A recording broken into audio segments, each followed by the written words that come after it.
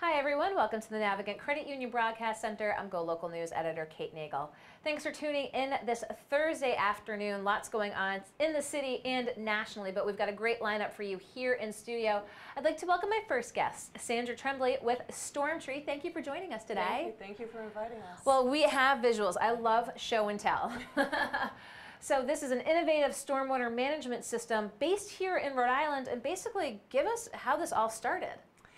This all started about 2010 with the initiatives of stormwater management and cleaning up our water, and we recognized that we had an idea that we could grow a healthy tree with a stormwater management tool. There are other products out there that are tree boxes. However, we don't believe that you can grow a tree in a box.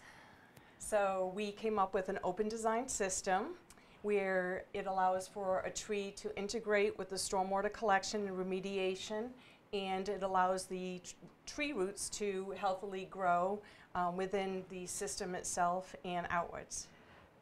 Well, incredibly interesting, and I'm going to have you walk me through this visual here after I ask you your next question. Tell me about your background and how you envision this process. Like, was this something you've been thinking about for years? Well, I come from an area of focus of sustainability, as well as my partner. His degree is in environmental sciences, so it was his invention, his concept, and we joined forces and put the idea into play. We both strongly believe in sustainability, and we need a good a nice clean world to live in, and we all need clean water as a resource. And that's how we got started. So if there's a way to combine stormwater being able to help basically grow trees, keep them healthy, and then keep the environment healthy as well. So talk with us a little bit about this visual. This box itself, is this above ground or is this street level? This is actually, if you can envision this being the street right here. And so you have the inlet, which you would normally see at a curb.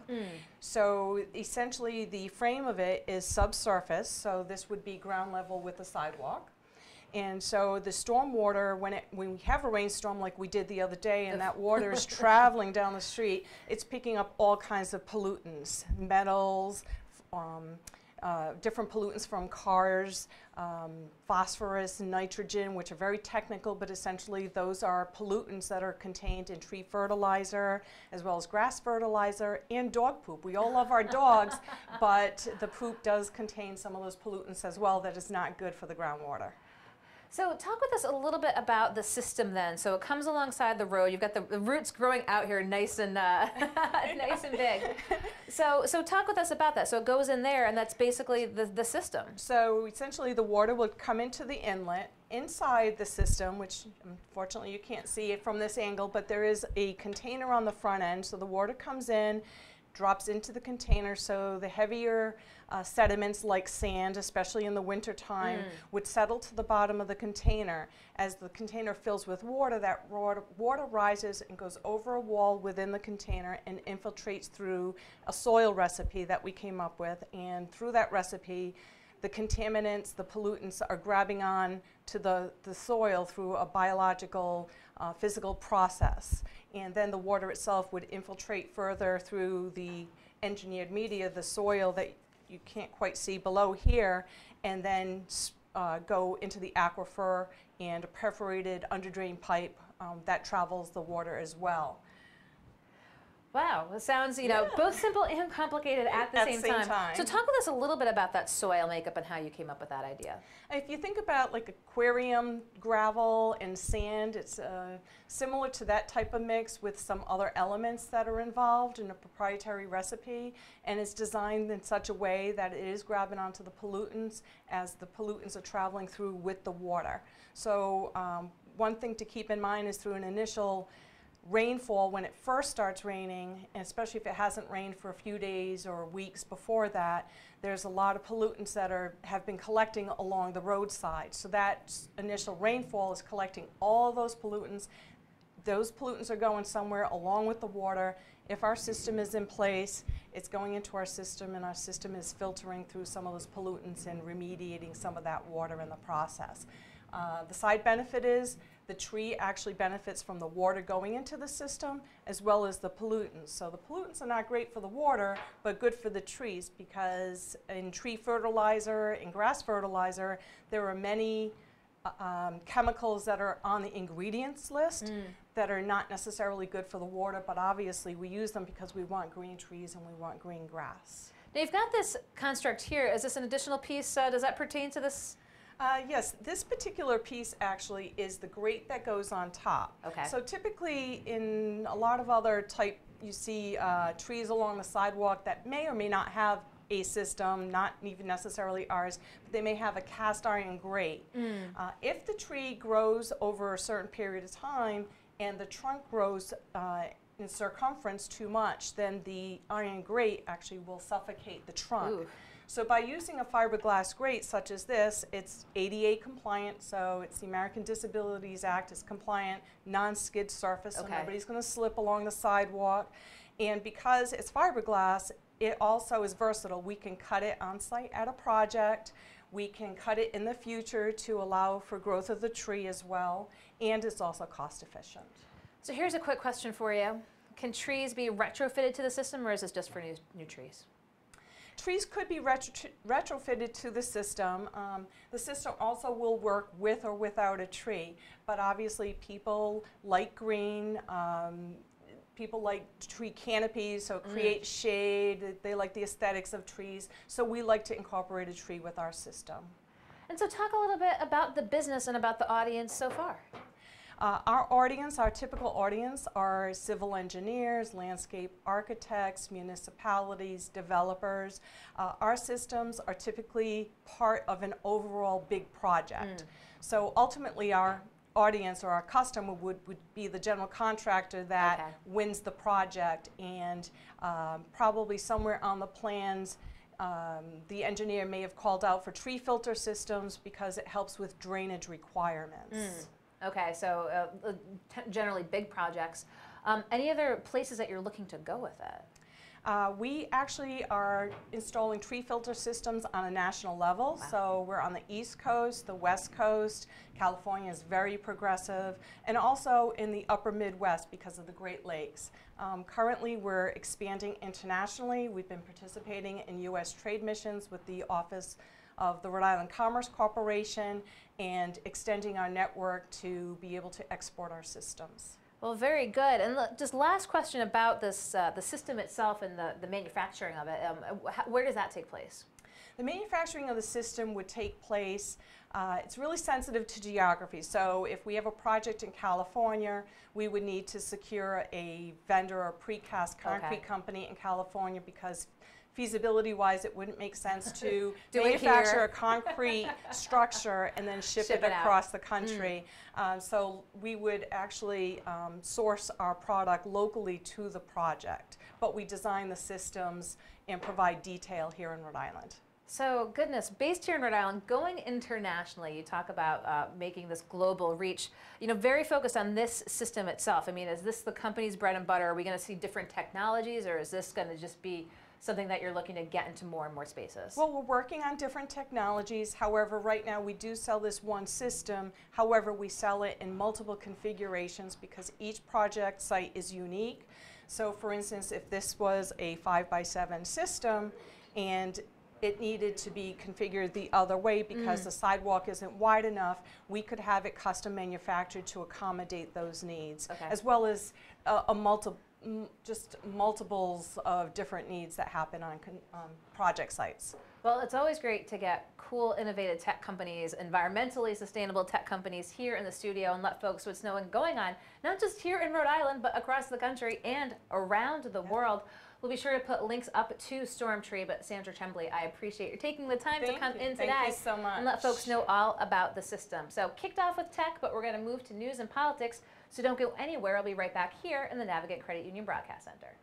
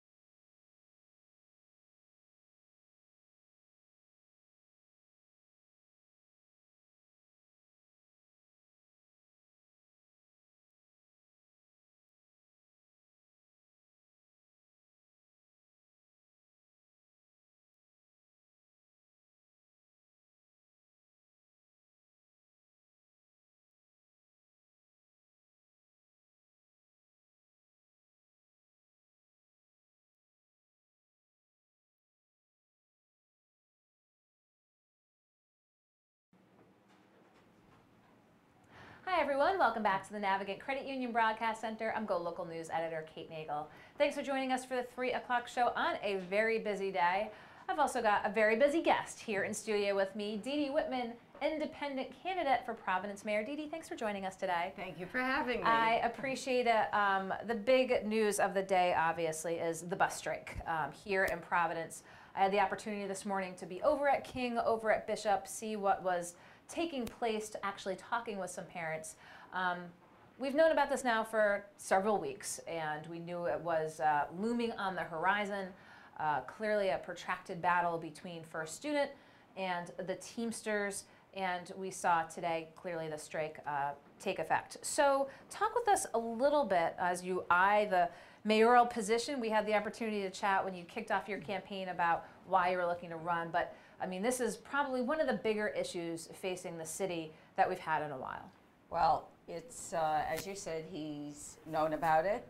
The current mayor has known about it, and I think his failure to resolve something shows a lack of leadership, which is why I'm running. I think it's critical that that kids get to school and get to school safely. As you know, there was an accident this morning, and thank God the child is okay, but you don't want that ever to happen again. So we've had folks, we put pieces up here at GoLocal and say, well, you know, what would Dee Dee have done differently? Well, would I have done differently? Well, I certainly would have had a contingency plan.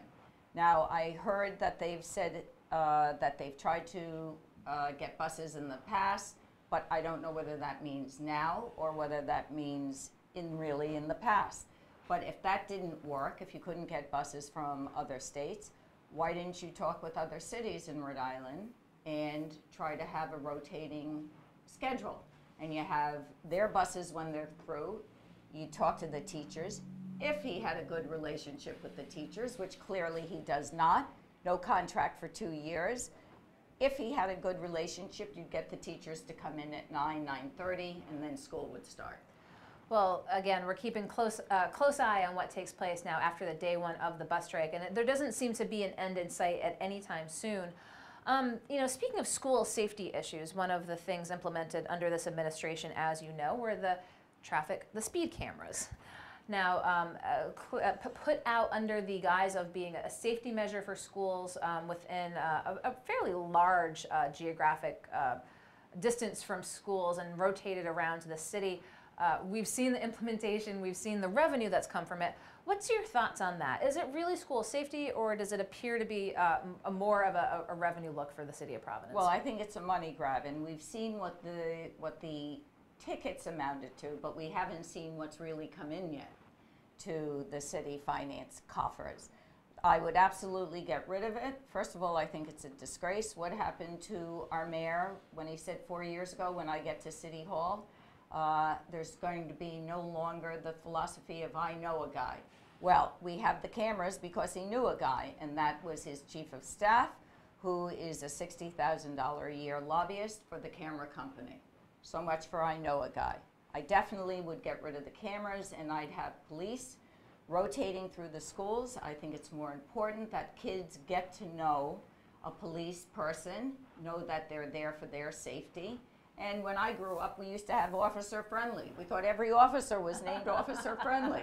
So I would definitely have a police presence, a public safety presence.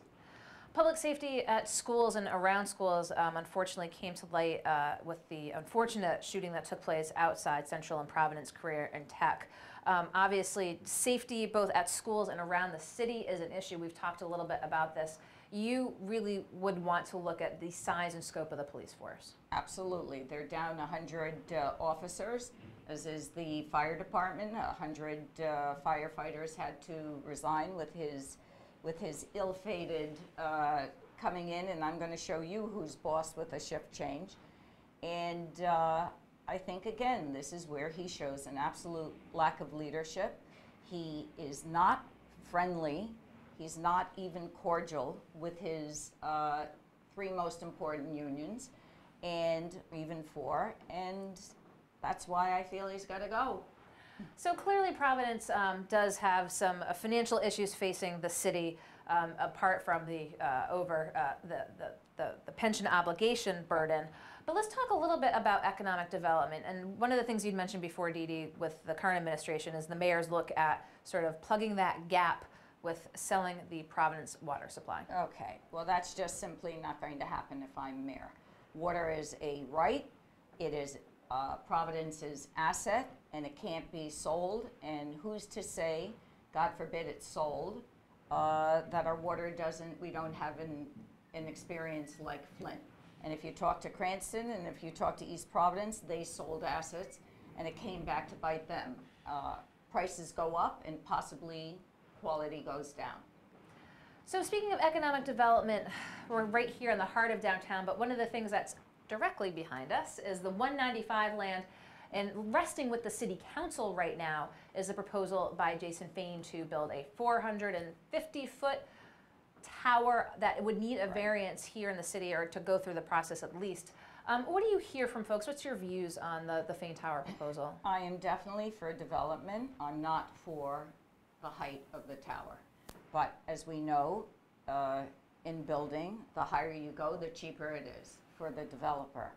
I think, here again, if the mayor had any leadership qualities, here's a guy who doesn't take a position on anything except the water. I don't know why he's obsessed about the water authority. But if I were mayor, I would certainly be doing my best to talk with Mr. Fain. I think it would be great to have a development there, and it would be, one building sort of spurs another building, but definitely it is way too high. And so, again, being here in downtown and the talk of economic development, how would a Whitman administration approach economic development differently than this current one? Well, I'm going to say this. No business is going to come to Providence when our schools are so poorly performing. You cannot have a city where your math scores are less than, I think it's 5 to 3. I think it's now 3% for a competency. You need kids to be educated. You need kids to be able to take their place, whether they go on to a technical school, whether they go on to college. You need kids to be here. I also think it's a shame and possibly a disgrace that we have 70% of our college kids leaving Providence. I would absolutely monitor and regulate the TSAs and make sure they're doing what they're supposed to do to get them. And that doesn't seem to be, it's like robbing the candy store. We've often written on TSAs here as part of GoLocal. So talk with us a little bit, what are you hearing from voters when you go around the city?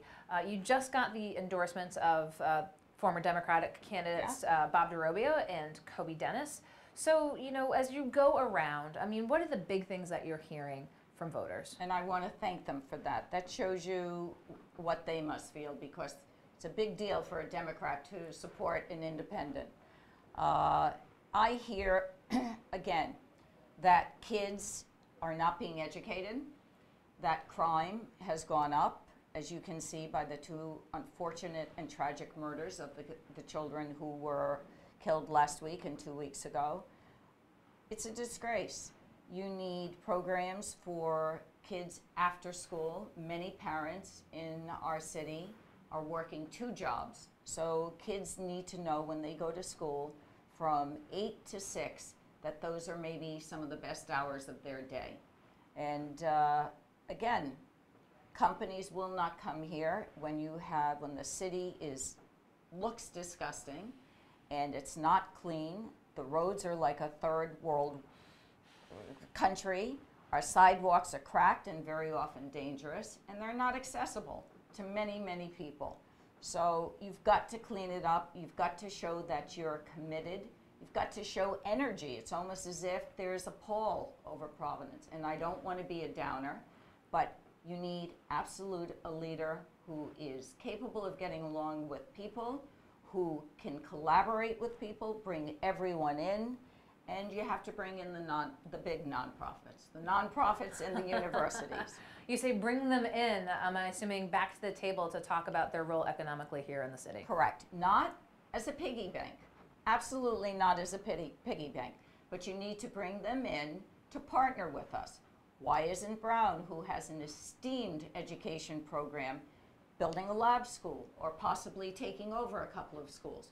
Or there are many kids looking to do for service points, let them work at a rec center or tutor. So there's a lot you can do if you make this your full-time job, and don't go out of town looking for the next new idea. So would you say you'd curb travel if elected as mayor? And then, you know, talk about, do you have higher career aspirations than mayor of Providence? Oh my God, no. No, this is it. This is my time. It's my calling. You know, I woke up one night and said, this is it. I want to do this. I actually got a letter from someone who worked with my husband in 1983, and it goes through a time continuum. And the bottom line is, it was shoulda, woulda, coulda. And she said, the one thing in life you can't take back is time and what regrets. And here I am. I want no regrets in life.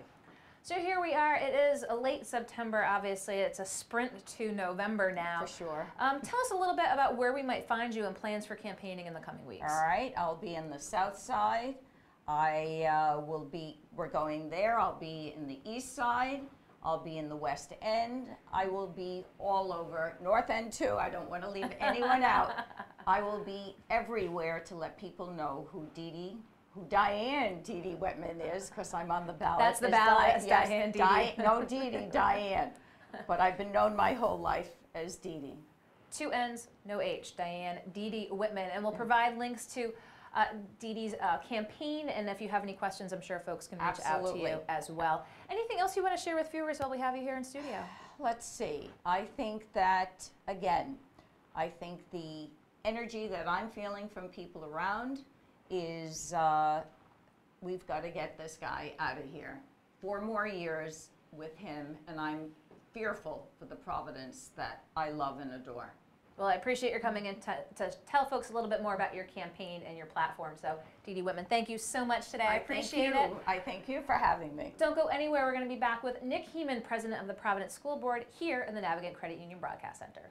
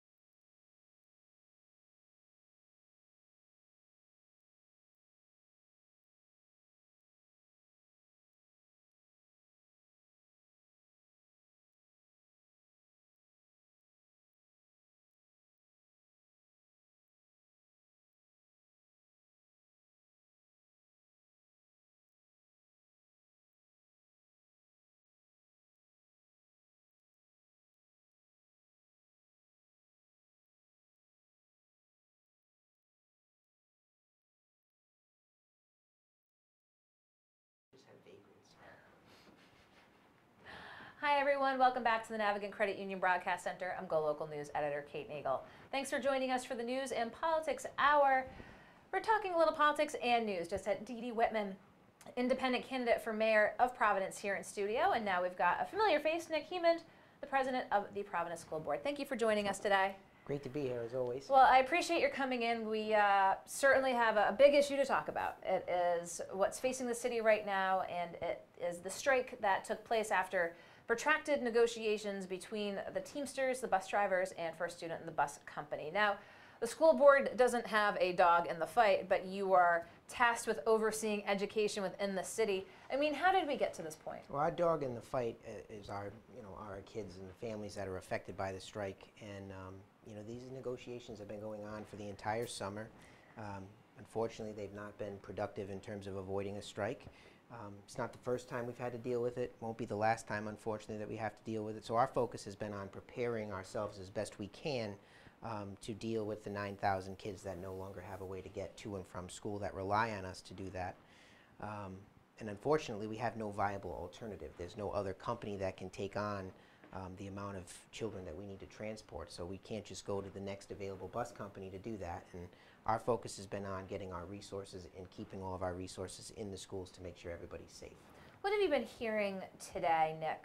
We were out and about early this morning. Actually, we're on the scene when a student was hit riding a bike to school. What have you heard today from folks? Because, you know, it's 3:30 now. Schools are getting out. This would have been the time that buses were on the road, and now that's the Herculean task of getting all of these students back home, however they get home.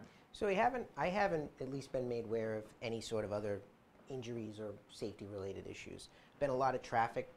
Principals were concerned about traffic around the buildings and the side streets. You know, I've called to probably 5 or 6 schools just to get a sense of where we are in terms of attendance, because we're worried that so many kids won't be getting to school. Yeah. So attendance-wise, I think we're about 84% of the students are in school today. Okay. On our best day, we're like 92%, so you can see there's some difference there. Our average day, we're about 90%. So there's some movement on attendance. I don't know what it's been like in terms of tardies, but we're being very flexible with our policies in that regard. So we're excusing the first 3 absences that are related to travel, and we're being very flexible on lateness.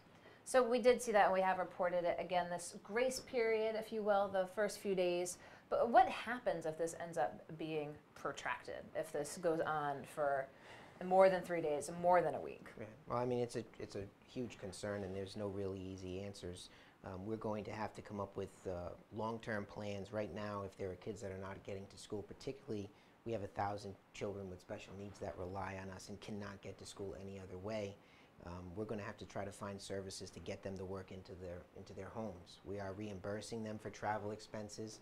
Federal law says we have to make up whatever time they lose. But I'm hopeful. There may be a strike, but everyone's still working to try to resolve it. And I'm hopeful that they'll come to a resolution in short order. It's not good for anybody. Nobody's getting paid. Nobody's working. Nobody's can get to school. So I'm sure everybody will get through it eventually. Well, we're keeping communications open here from a press standpoint with both First Student and the Teamsters. This is the end of day one. We'll see what happens moving forward. Let's talk to an issue that had arisen several weeks ago. Let's talk school safety. It was not a de facto school shooting. It was just happened to be outside of schools at the close of school day. Talk with us a little bit about what you've discussed at the board level about safety measures. You know, terrible things can happen anytime, any place. This wasn't, again, in Sure. a school, but it did impact a young man, and the whole community mourns his loss. Right. I mean, there's no greater tragedy than what we've been through, and just I can't even imagine what the Parsons family has had to deal with. But prior to that, we had already asked Sergeant Wheeler and the Commissioner of Public Safety to do a study of all of our buildings. Okay. And they, as a result of something that had happened at one of our other high schools last year. So we actually have already completed a comprehensive audit of our safety systems and our safety protocols in school. We have some recommendations that we're now assigning cost value to see what it would cost to do. More cameras, alarms on doors, ways for people to know that a certain door is open, so that not only does an alarm go off, but it tells you what door so you can respond quickly. One of the other things we're looking at for those 3 schools, Classical, Central, and PCTA, is potentially some private security, if we can make that work, because we want to do it in a way that it helps police, it doesn't hinder them, because you're having, almost 2,500 kids that are all going out into a neighborhood where you have a lot of interactions, and you only have 2 school resource officers over there. So we're looking at that as well. I support these efforts that you hear at the state level to increase funding for school resource officers. I think it's important from a safety perspective, but I also think it's important from a community policing perspective, where kids get to know officers in their schools, they get to know a friendly face, and they get to know that they have someone they can go to. So we had that in executive session a couple of weeks ago. It's going to be on our agenda on a continuing basis, and it will be budgeted into our next budget. So as you mentioned, identifying after having had the study done where there's places that can have enhanced safety measures that, but as you said, have a budgetary item attached to it. So we will see this on the agenda in that meetings with the school board moving forward. Oh yeah, I mean, there's no greater priority than safety. I think we budgeted about $2 million this year prior to all this to do some security-related enhancements. We're going to put more of that on the table for our next budget as well. So a couple of things that came up that you probably weren't anticipating. You knew the school safety measures, but the unfortunate incident, and then obviously the bus strike, which had been sort of looming, but then ended up happening. But let's talk a little bit aside that, the sort of from your perspective as school board president, sort of your top agenda items to accomplish this year. So our top agenda item is our ELO situation. We had been working on that, obviously there's all this Department of Justice has come out recently, but we've been working on that since 2012. 2012, we had commissioned the Council of Great City Schools to do a study, and we were implementing changes as a result of that. Some of those changes met state standards, but didn't meet the federal standards, so we have to back up a little bit.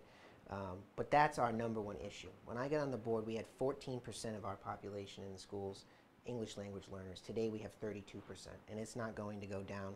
And it's not going to go down, for those of you that aren't from Providence, anywhere. That's the future of education in this state, and that's what we need to do at the city level and the state level. That has to become a major priority, and we can't do it alone. We have to address it in the funding formula. The other thing is we have a $37 million deficit over the next several years. So the superintendent is working on a very sobering picture for folks as to what that's going to mean for athletics, after-school activities, community partnerships, if we don't change the way we're funding schools. So those are our top two issues. School security is one of them, and then the overall performance of our district as a whole. We have to make more progress. We have to make more progress quickly, but we have to address an overall funding mechanism, because when you do that with the ELL, you're going to see resources and you're going to see ability to raise test scores faster. And we had discussed this before here in studio. GoLocal wrote the piece about this earlier this week. As the gubernatorial candidates look at school safety issues and school infrastructure issues, it is that performance. You see what's happening in the schools on a day-to-day basis. Where do you see, as you talk about ELL being sort of that major component of trying to enhance test scores, I mean, has the school system identified areas? Where do you think the other places are for the biggest gains? Because as we've seen this, again, these stagnant test scores, what are those discussions around, best practices to say, well, we just probably can't keep doing the same thing. Here's what we need to do to increase performance. I think across the country we need a 12-month school calendar, because one of the things that we see in the data is kids get where they need to be in June, and then they're further behind when they come back in September. So we need to get to a 12-month school calendar everywhere in the United States. And I think there's some willingness on the side of the union to do that with us in sort of a pilot program capacity. I'm not talking about a 365-day school year. I'm talking about changing the way you break up 180 days. So I think a 12-month school calendar is really something that you would see dramatic improvement. I think it will take some getting used to, and it's certainly a system-wide reform. But to me, that's the most important thing we could do. And we try to do it with summer programs. And when I was a kid, I didn't want to do summer programs. I wanted to go to the beach. I wanted to go to the park. I wanted to play sports. So if you gave me the choice, I wouldn't have made the right choice. So if we change the way we do our school year, I think you'd see dramatic improvement. Have you had conversations with folks about this at the board level, at the administration level? What's the reception been? Yeah, I've talked about it with the mayor. I've talked about it with Mary Beth Calabro from the Teachers Union. I've always enjoyed a very collaborative relationship with her. Granted, a lot of these discussions have, been distracted away from those things because of the situation with the contract. But I think it's something that we could work towards. I really do believe it's something we could work towards, whether it's in a pilot program that starts it and you see some results, and then you make the determination whether it's something you want to do across the whole system. Well, an interesting approach, as we are constantly looking at education here in the city and across the state, and deliverables. And with your role as president of the school board, you have a unique perspective on the matter here. So anything else you want to share with folks about the school board as we have you here in studio? Again, seems all bus strike all the time, but there's certainly more. Well, I do want to say a couple of things about the bus strike that I think people should know. Number one, if you go to our website, you'll see the information. There's a pop-up notice that'll come up with the latest information about the strike. If you have questions about it, you can email us at questions@ppsd.org. Also, for elementary parents out there, just a reminder that tomorrow is an early dismissal day for elementary school. So check with your local school, check with your child's school, and make sure that you remember that it's early dismissal tomorrow. And make sure your contact forms are updated, because in those schools, parents or an authorized person have to pick the children up right now. And make sure you bring your ID. It's very important. They brought that up yesterday at the press conference in anticipation of the strike, to make sure that those lines of communication are open and you have the correct ones. So Nick Heeman with the Providence School Board President, thank you for joining us today here in studio. It was a busy 3 o'clock hour talking tech, politics, and news. 4 o'clock with Chelsea Gay is going to be lifestyle. So we look forward to seeing you back here at 4 p.m. in the Navigant Credit Union Broadcast Center. I'm GoLocal News Editor Kate Nagel.